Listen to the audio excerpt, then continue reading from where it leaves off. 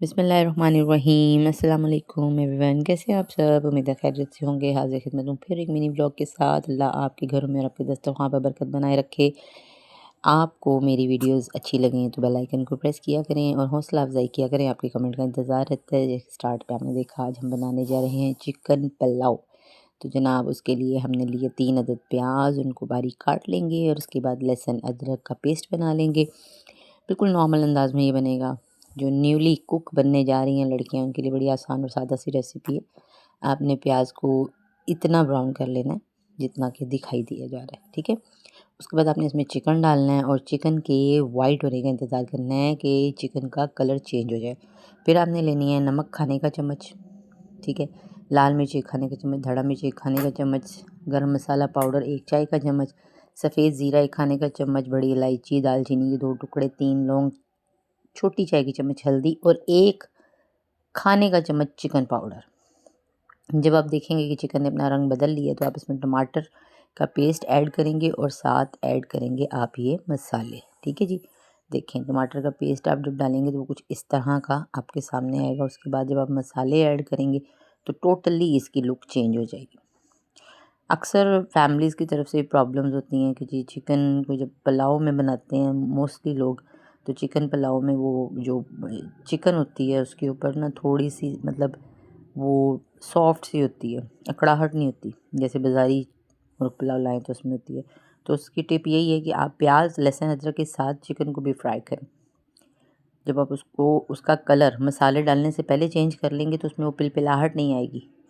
Boneless हो या with bone हो कभी भी नहीं आएगी। आप ट्राई कीजिएगा और ना स्मेल आएगी।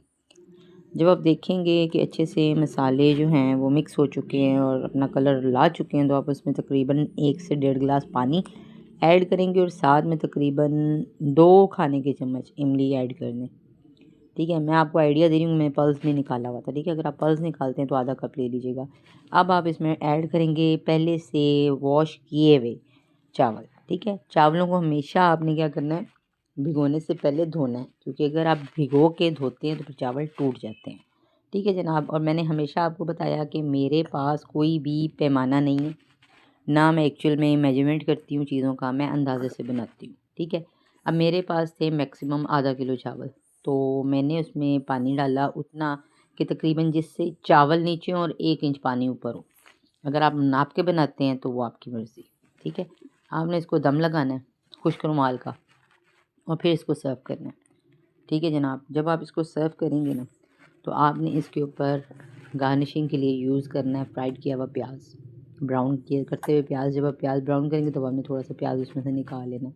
हरा धनिया लें, ठीक है, प्याज लें और उसको आप ऊपर इसके स्प्रिंग कर दें, साथ खीरे कट कर लें।